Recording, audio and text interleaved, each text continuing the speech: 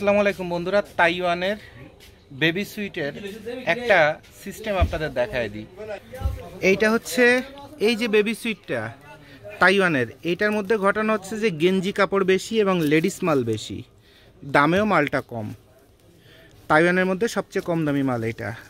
মেয়েদের, লেডিস বলতে মেয়ে বাচ্চাদের কাপড় বেশি এবং মালটা কম দামি, একদম হাই কোয়ালিটির মাল কিন্তু এটাতে পড়বে না।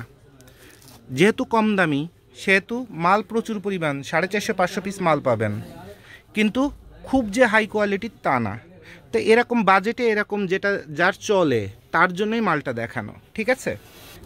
এরপর হচ্ছে ছেলে বাচ্চাদের মাল যারা একটু বেশি চান এবং গেঞ্জি টাইপের কাপড় যারা বেশি চান তাদের জন্য হচ্ছে তাইওয়ানের এই টাইপের গাইড, যেখানে মাল 450 থেকে 500 পিস মাল পড়বে। তবে বেশিরভাগই মোটা বলুন পাতলা বলেন সব মিশায় আপনার গেঞ্জি আইটেম বেশি পড়বে, ঠিক আছে। তাহলে আপনারা যখন অর্ডার দিবেন তখন এই কথাগুলো আপনাকে বলতে হবে আমাদের অফিসে, যে আমার গেঞ্জি টাইপের বেশি দরকার অথবা মেয়েদের কাপড় কম দামের মধ্যে বেশি দরকার।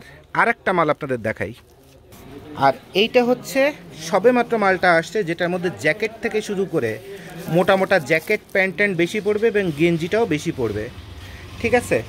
তো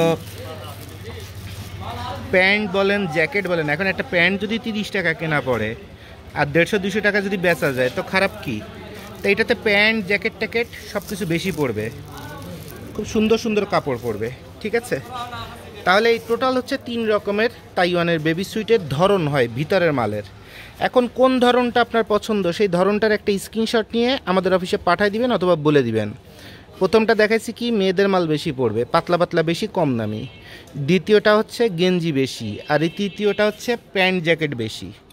তাহলে তাইওয়ানের মাল টোটাল 3 ভাবে বেবি সুইটগুলো হয়, ঠিক আছে। আশা করি আপনাদের বুঝতে সমস্যা নেই।